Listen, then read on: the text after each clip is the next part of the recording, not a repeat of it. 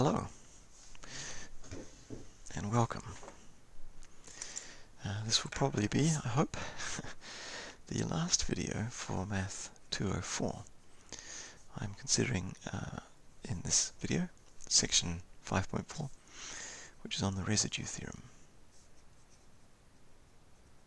which, if you have been following along with my rather perhaps inappropriate extended metaphor about food, this is the sauce in our complex variables sandwich, hamburger.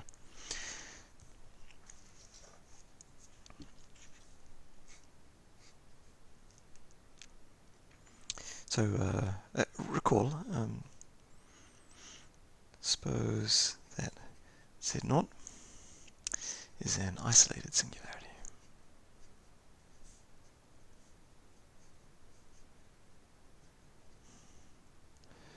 Of f.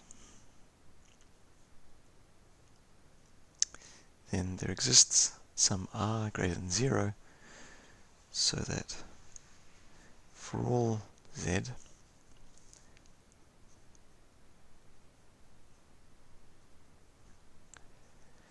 we have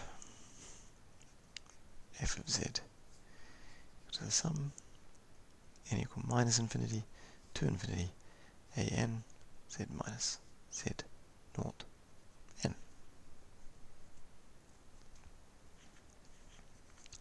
Definition.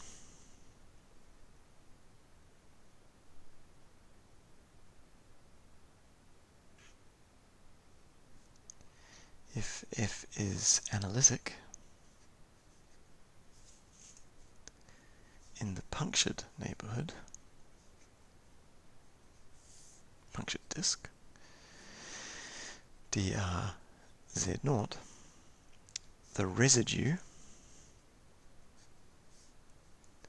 of f at z0 is 1 over 2 pi I times the integral of gamma fz dz, which is equal to a minus 1. So this is the coefficient of the first negative power of z in the Laurent series for f, where gamma is the circle of radius r centered at z0, traversed once anti-clockwise.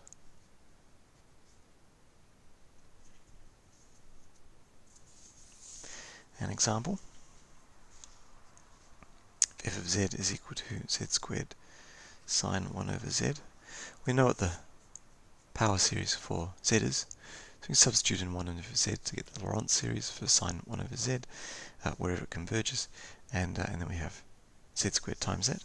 And if you work through all of those steps, you get z minus 1 over 6, 1 over z, plus 1 over 120, plus z 3 minus, and so on.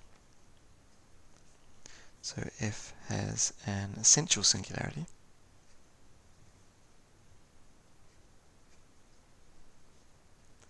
at z equals 0, and a minus 1 is negative 1/6. So you can immediately tell that the integral over gamma of z squared sine 1 over z dz is going to be negative 2 pi I over 6. And gamma here is going to be our circle.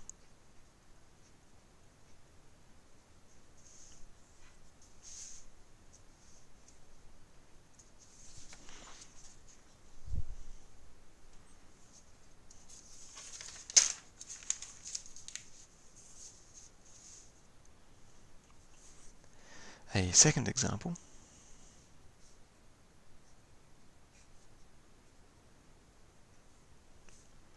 and this will have isolated singularities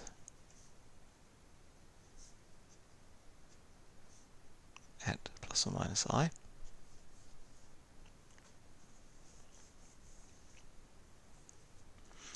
Now it's possible to work out that sine z written, because sine z is entire, so it has a Taylor series everywhere, and we can take that Taylor series about I, and if you do that, the result is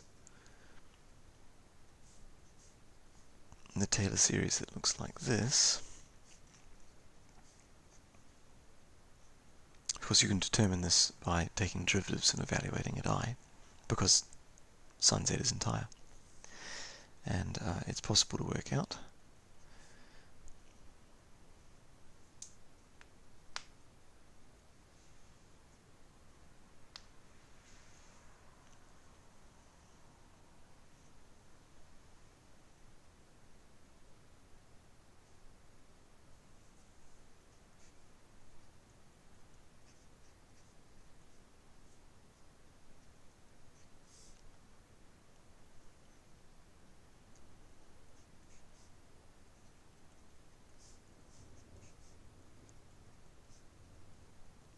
We need a z minus I because we're taking the expansion around I, or minus I, but I in this case.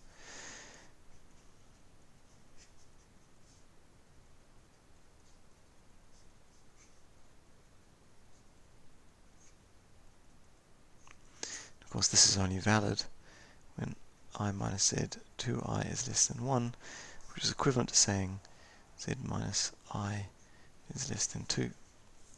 So in these circumstances, we have sine z squared plus I is going to be equal to 1 over 2I times 1 over z minus I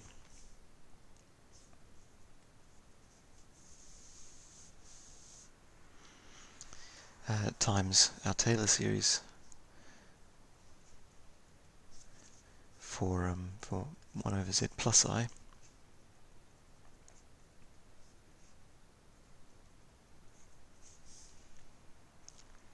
times our Taylor series for sine around I.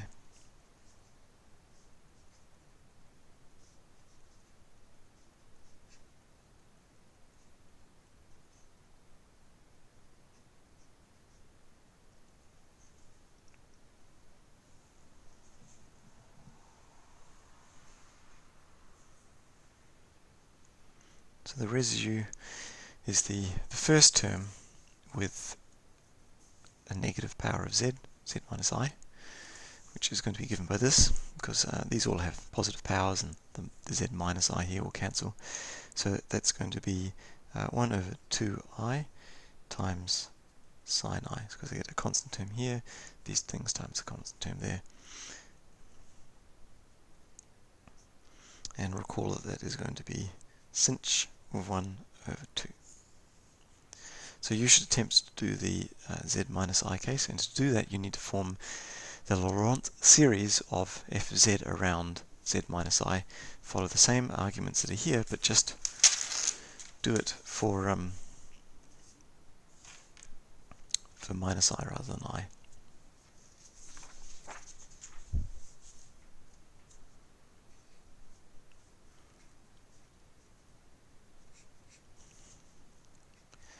If z0 is a pole of f of order m, then the coefficient of the 1 over z minus whatever z0 term is going to be 1 over m minus 1 factorial, and the limit as it goes to z0 of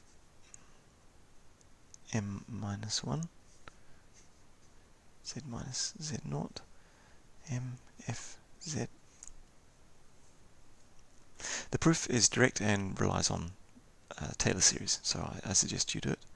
So as an example, if z equals sine z over z squared plus 1, these are simple poles.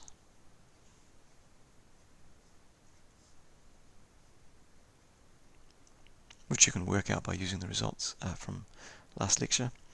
So the residue a minus 1 at z equals I is going to be, so I'm looking at simple, so it's order 1, 1 minus 1 is 0. It's the limit as z goes to I. Again, m is 1, so I'm taking no derivatives. Z minus 1 times sine z over z squared plus 1, which is equal to the limit as z goes to I of sine z over z plus I, which is equal to sine I over 2I, just as we expected.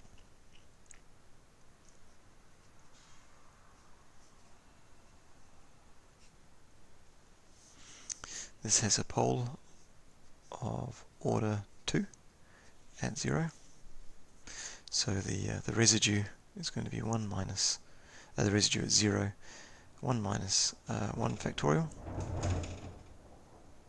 It's pretty good thunder. Nice. I'm sure there's a health risk having headphones on at the same time as a thunderstorm. Maybe I can get superpowers.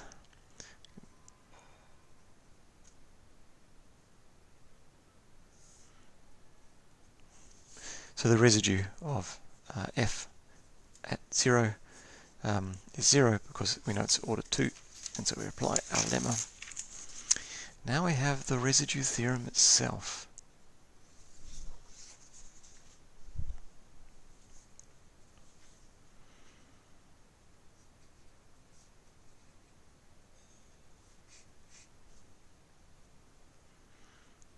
If f is analytic inside and on a simple closed contour gamma, except at isolated singularities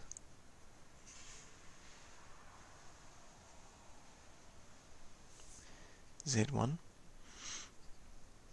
up to zn inside gamma with residues k1 up to kn respectively, then the integral over gamma f of z dz is going to be equal to 2 pi I times k1 plus k2 all the way up to kn. So in other words, integrals, contour integrals of complex functions pick out residues.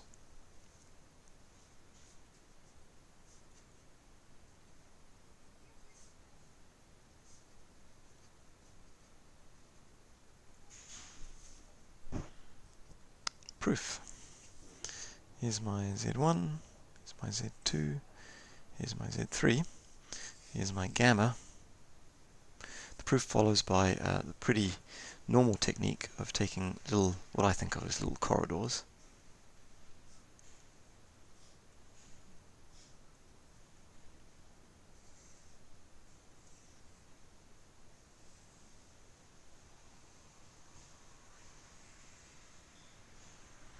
and then taking the limit of this as the size of the corridors gets smaller and smaller and smaller. And if you do that, you end up seeing that the integral over the whole contour must be the sum of the integrals over each of the little circles, and of course each of the little circles is going to pick out the residues, because we've already seen that. And as a consequence, you have the residue theorem.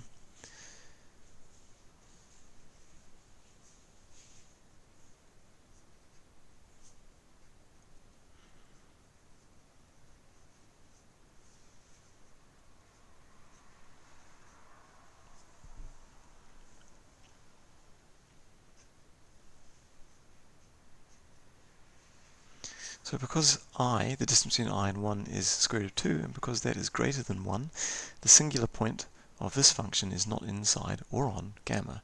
So this function is analytic inside and on gamma, and that implies that the integral,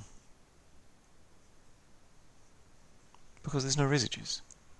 You can also think of this as an application of Cauchy-Gaussat theorem.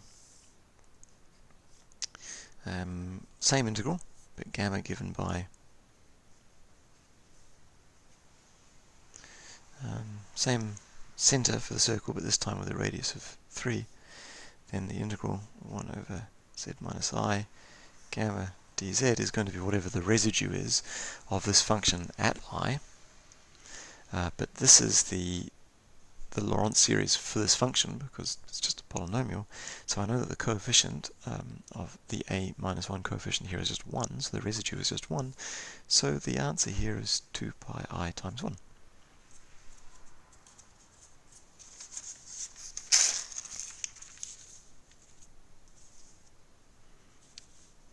A slightly more complicated example.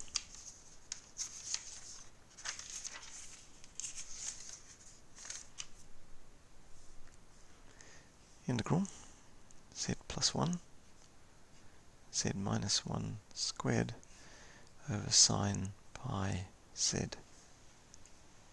squared dz. So in this case, f of z is equal to z plus 1, z minus 1 squared over sine pi z squared. And I'm going to choose gamma so that minus 1 and 1 are both included. Again, because obviously this is the bottom term will have definitely zeros there. So we have we're going to have some non-zero residue.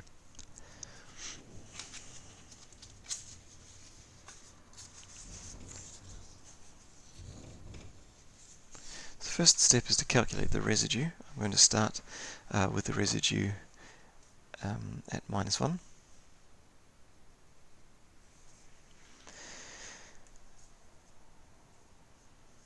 Now, we know that sine z has a removable singularity.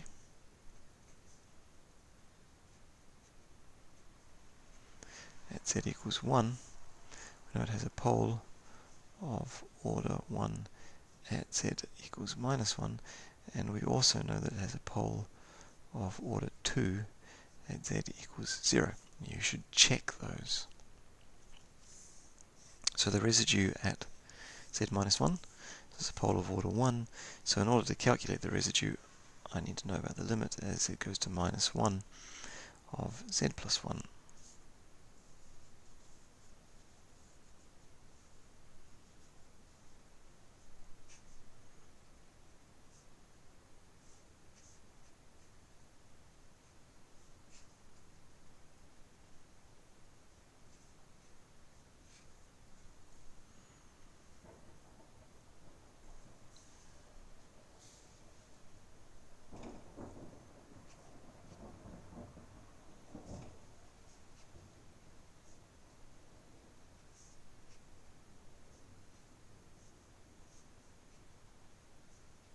So we split the limit up.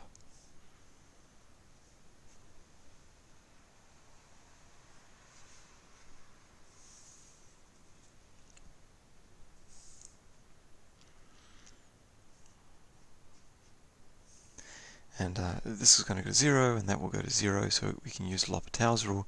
And if you use L'Hopital's rule, this is the same as z goes to minus 1, 1 over pi cos pi z. So this whole thing is equal to 4 over pi squared. So that's the residue at minus 1.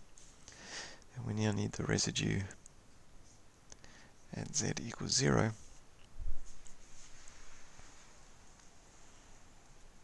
And you could take derivatives of the function if we really wanted to.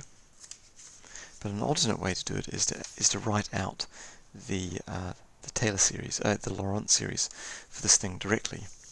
So we know that sine pi z is pi z minus pi cubed z cubed over 3 factorial plus pi 5 z5 over 5 factorial minus. So that means that f of z, which is z3 minus z squared minus z plus 1 over pi squared z squared times 1 minus 1 over pi squared z squared 3 factorial minus pi 4 z 4 5 factorial minus all squared. just rewriting things in terms of geometric series. So when you do this, you get z3 minus z squared minus z plus 1 pi squared z squared. So this looks like a geometric series with this term here, which definitely converges, so it's just a number.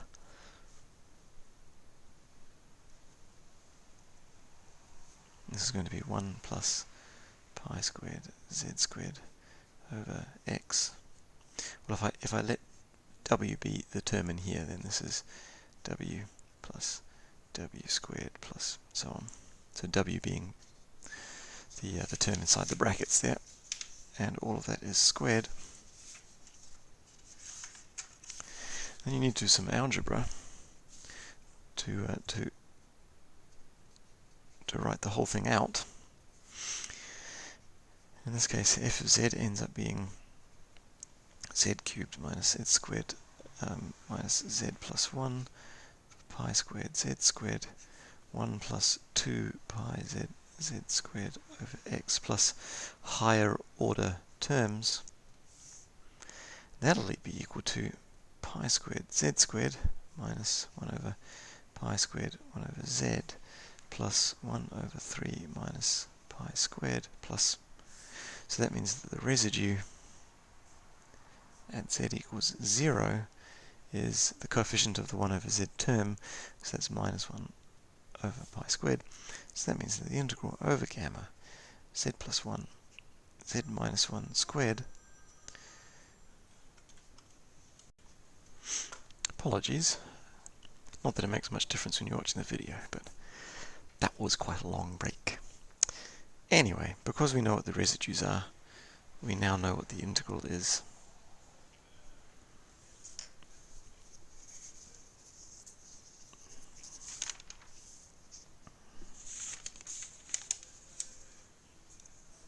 Two pi I times 4 over pi squared minus 1 over pi squared, which equals 6i over pi.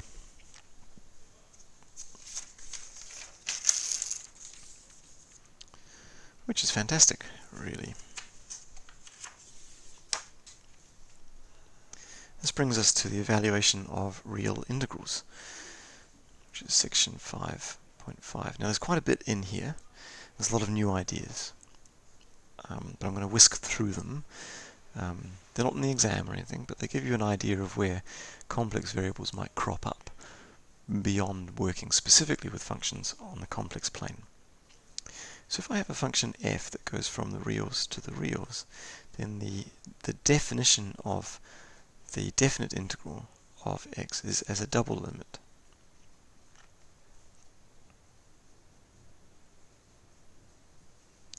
So the limit with a and b, the a and b might limit in different rates towards infinity and minus infinity, and this thing might not exist. However, there's something called the Cauchy principal value.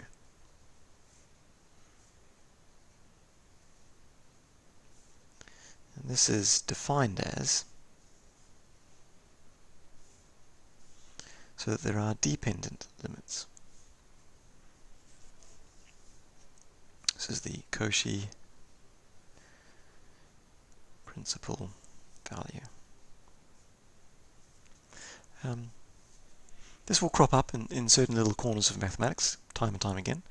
It's an interesting idea that kind of, at least for me, I haven't done any particular research with it, but it does. I keep coming across it every so often, so it's worth remembering this. So the Cauchy principal value might exist even when the proper doubly infinite thing does not. So as an example, the integral from minus infinity to infinity of x dx does not exist.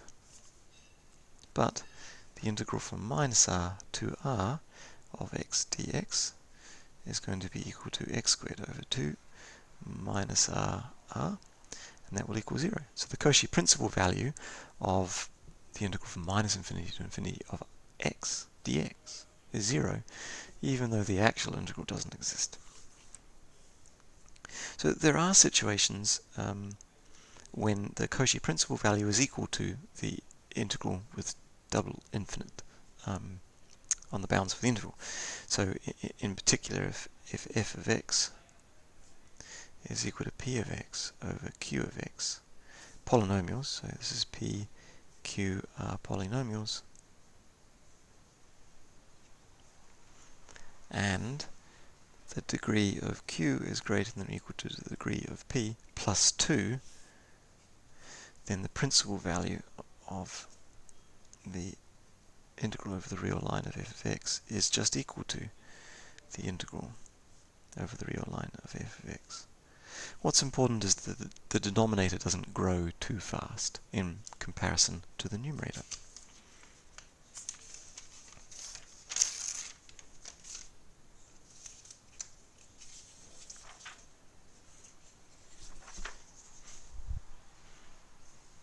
So given a function from the reals to the reals, it will have some explicit formula in terms of it.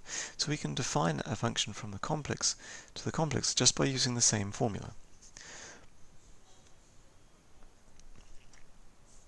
And I'm going to show how an integral of f over a contour in the complex plane can be related to an integral of f over the real lines. So I'm going to pick some distance. There's my r, semicircle, down to minus r, and then so I'm going to have a bit of the contour which I'm going to call SR, the straight line from minus r to r, and the semicircle which I'll call CR, which goes from r to minus r. And I'm going to go this way and that way.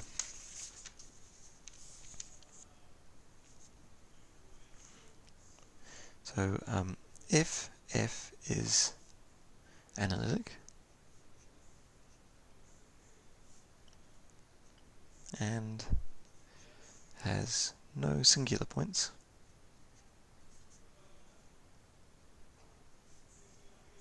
on the real axis considered on C, then we know that the integral of CR union SR, and here we're kind of skipping over things where there's a singularity inside our semicircle. We assume that R starts out big enough to enclose any of the isolated singularities of F.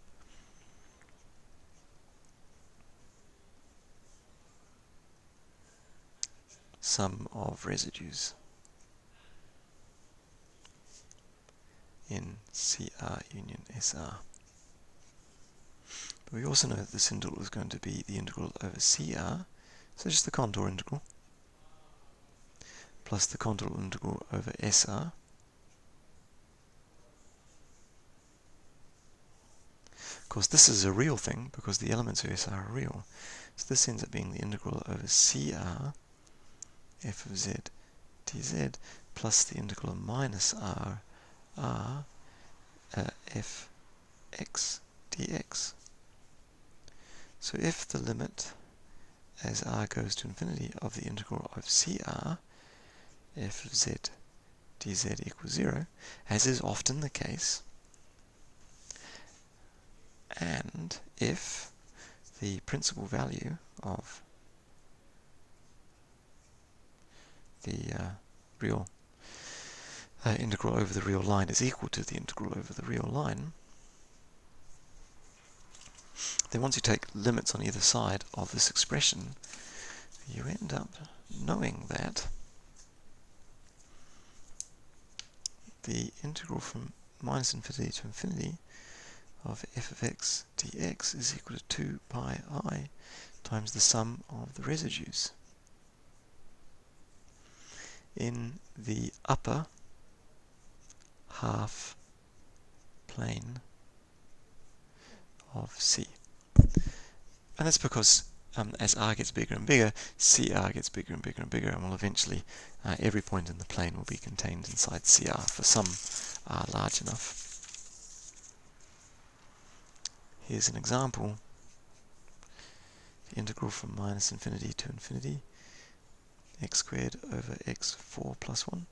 So this has been constructed in such a way that we know that this is equal to the principal value. So here f of z is just going to be z's plugged in instead of r's.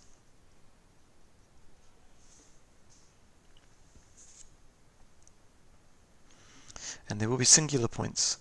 So there's going to be singular points when z4 plus 1 equals 0. So this is the same as saying z1, z0 equal to xi pi over 4, z1 equal to x. I think that's a street cleaner if you can hear it.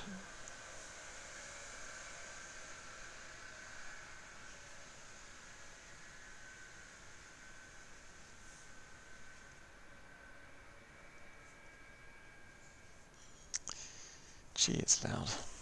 Okay.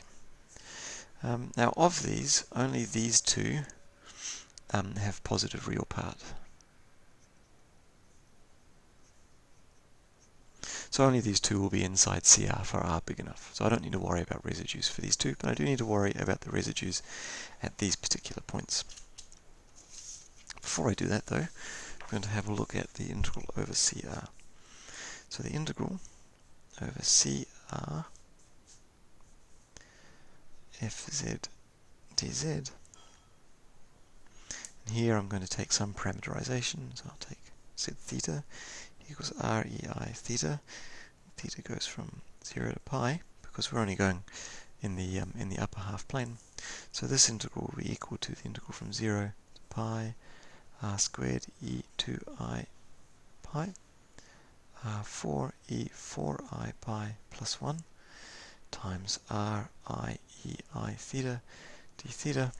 And if you do this calculation, you'll see that this goes to 0 as r goes to infinity.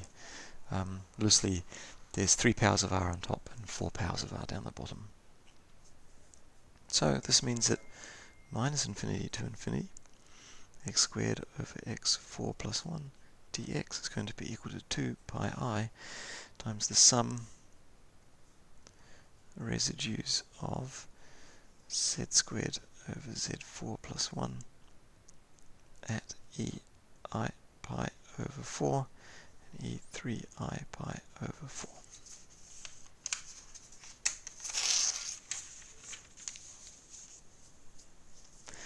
We can work these out using L'Hopital's rule. The residue at ei pi over 4 is 1 over 4 e minus I pi over 4, and the residue at e 3i pi over 4 is 1 over 4 e minus 3i pi over 4. You can work it out using the techniques that we already know. So this means that the integral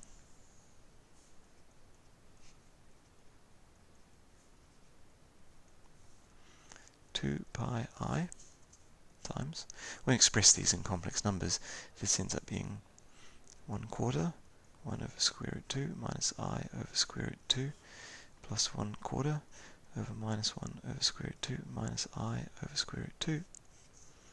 And once you simplify it down, this is pi over square root 2. Page 4, I think.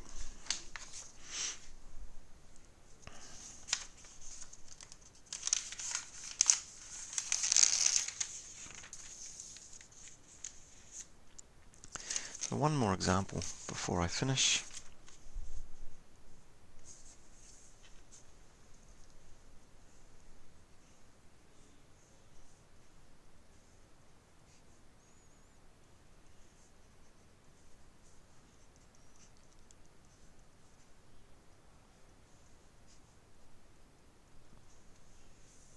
So because cos of z is unbounded, as z gets very big, this means that CRFZ is unlikely to go to 0.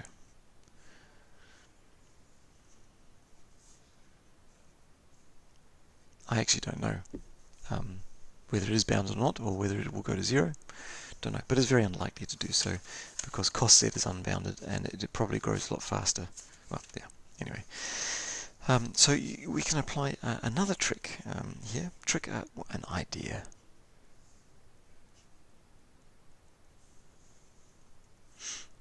This is a half the real part of the integral from minus infinity to infinity eix over x squared plus I dx, and that thing is bounded.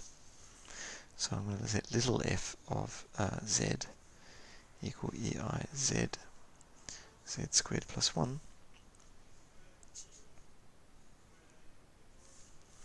And in particular, we know that eiz is going to be equal to e minus 1, which is going to be less than or equal to 1 when y is less than or equal to 0, which is what we want when we're dealing with this CR, because it only exists in the upper half plane.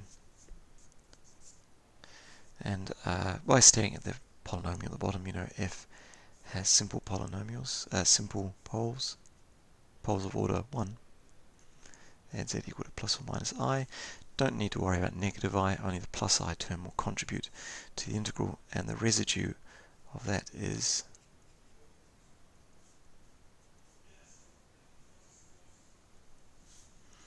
so now we have the integral from minus r to r eix over x squared plus 1 dx plus the integral of cr eiz over z squared plus 1 dz is going to equal to 2 pi I times 1 over 2 ei, which is equal to pi over e.